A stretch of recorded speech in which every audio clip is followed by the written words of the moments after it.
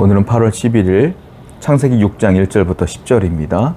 1절과 2절입니다. 사람이 땅 위에 번성하기 시작할 때에 그들에게서 딸들이 나니 하나님의 아들들이 사람의 딸들의 아름다움을 보고 자기들이 좋아하는 모든 여자를 아내로 삼는지라. 여기 보시면 인류가 번성하기 시작하면서 결혼을 하기 시작하는데요. 2절 보니까 하나님의 아들들이 사람의 딸들의 아름다움을 보고 자기들이 좋아하는 모든 여자를 아내로 삼았다 이렇게 표현되고 있어요. 하나님의 아들들과 사람의 딸들이 나오는데 이게 무슨 의미냐면 하나님의 아들들은 셋의 후손을 의미하는 거고요. 그리고 사람의 딸들은 가인의 후손을 의미하는 겁니다. 그러니까 하나님을 믿는 믿음의 후손들을 하나님의 아들이라고 표현하는 거고요.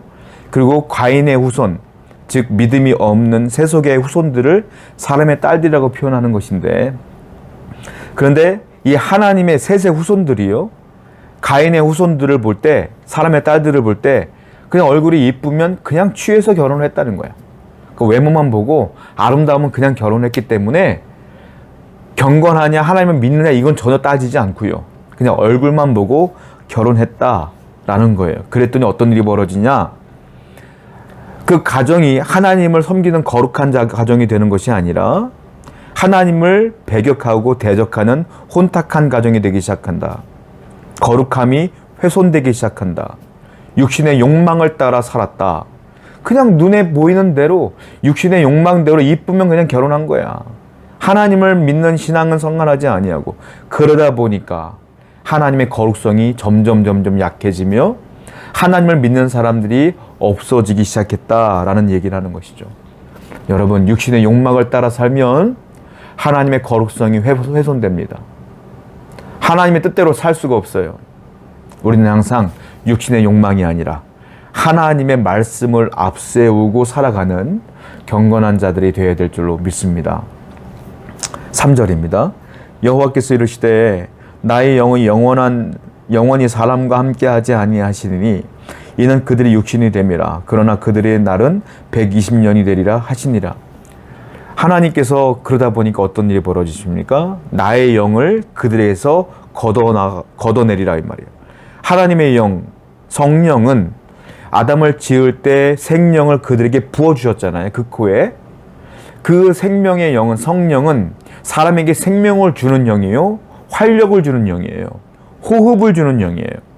즉 영적으로 살아있게 만드는 게 성령인데, 그 성령이 사람에게서 이제 떠나게 되는 겁니다. 그러면서 하나님께서 인류 사람들의 생명을 120년으로 한계를 줬어요. 120년의 기회를 줬다라는 거예요. 이게 무슨 말이냐면 120년이라는 세월은 짧지 않습니다. 한마디로 말하면 너희들이 죽을 때까지 내가 기회를 줄게 이 말이에요. 120년의 세월을 줄 테니까 그 안에 빨리 회개하고 돌아와 이 말이에요. 우리 하나님은 자비로우시며 사랑이 많으신 분이에요. 여러분 주위에 하나님을 알지 못하는 분들이 있죠? 기회를 주시는 거예요. 생명의 불이 꺼지는 그 순간까지 기회를 주시는 거야. 그 기회를 우리는 빨리 잡은 거예요. 그래서 우리는 그들에게 복음을 전해야 될 사명이 있다라는 것이죠. 인류의 수명은, 사람의 수명은 돌아오라는 하나님의 기회의 시간인 것을 분명히 알아야 된다라는 것이죠. 4절부터 6절입니다. 당시에 땅에는 네피림이 있었고 그 후에는 하나님의 아들들이 사람의 딸들에게로 들어와 자식을 낳았으니 그들은 용사라 고대 명성이 있는 사람이었더라. 여호와께서 사람의 죄악이 세상에 가득함과 그의 마음으로 생각하는 모든 계획이 항상 악할 뿐임을 보시고 땅 위에 사람 지으셨음을 한탄하사 마음에 근심하시고. 네피림이 나오는데요, 그 당시에 네피림이라는 거인 족속이 있었다는 겁니다. 자, 이게 왜 갑자기 거인 이야기가 왜 나오냐면, 이 땅은 이제 하나님의 은혜의 땅이 아니라, 거인은 뭐예요? 쉽게 말하면 피지컬이 좋은 거 아닙니까? 육신이 좋은 거예요. 육신이 아주 뛰어난 거야. 체력이 좋고 힘이 좋아. 싸움을 잘해. 강대한 사람들이야. 그러니까 이게 무슨 말이냐? 그만큼 육신이 세상을 정복하며 육체가 세상을 이끌어 나갈 시대다 이 말이에요. 다른 말로 말하면 죄가 관영했다. 죄악된 세상이다라는 것을 이 네피림이라고 하는 거인 족속을 통하여 이야기하고 있는 것이에요. 그만큼 하나님의 은혜의 시간은 끝났고 육신의 시간, 죄악된 세상이 도래했다라는 것이에요. 그리고 하나님께서는 어떻게 하느냐, 6절을 보니까 이 땅을 만드신 것과 또한 사람을 만드신 것을 한탄하셨다, 근심하셨다.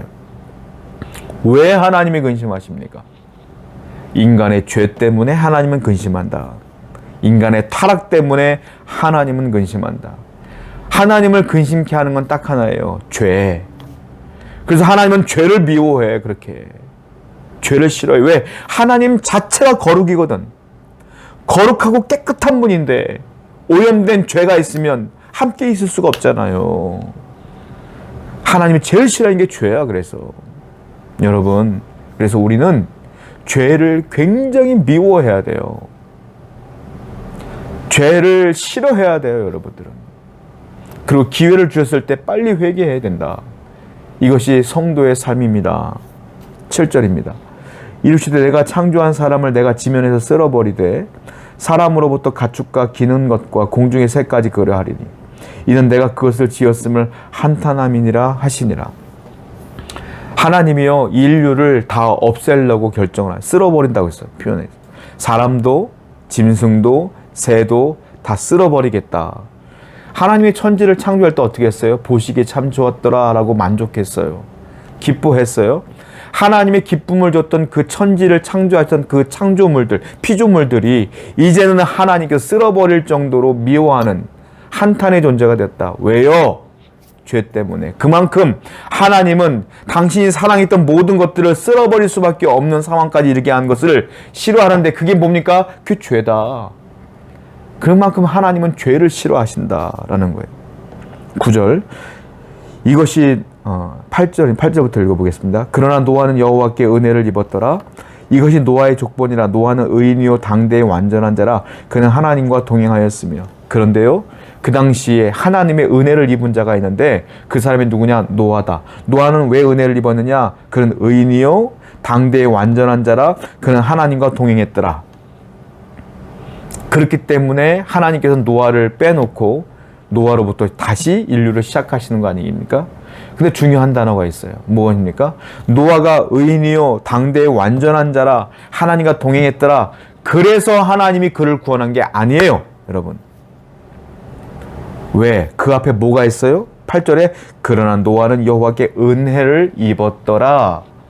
은혜를 입었더니 그가 의인이 되었고, 은혜를 입었더니 그가 완전한 자가 되었고, 은혜를 입었더니 그가 하나님과 동행한 것이다, 이 말이에요.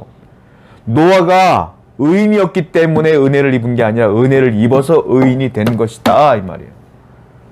사람은 스스로 의인이 될 수 없어요. 사람은 스스로 완전할 수 없어요. 사람은 하나님과 동행할 수 없어요. 은혜를 입어야 의인이 되고, 은혜를 입어야 완전한 자가 되고, 은혜를 입어야 하나님과 동행하는 거예요. 저와 여러분들은 스스로 하나님께 나아갈 수가 없어요. 은혜를 입어야 가능하다. 오늘도 하나님의 은혜를 입은 자로서 감사하고 또 감사하고 또 감사하며 살아가는 여러분 되기를 축원드립니다. 기도합시다. 우리는 하나님의 은혜를 입은 자입니다. 그러므로 감사하게 하시고 저 천국을 소망하며 죄를 멀리하는 자가 되게 하여 주옵소서. 예수님의 이름으로 기도드렸습니다. 아멘.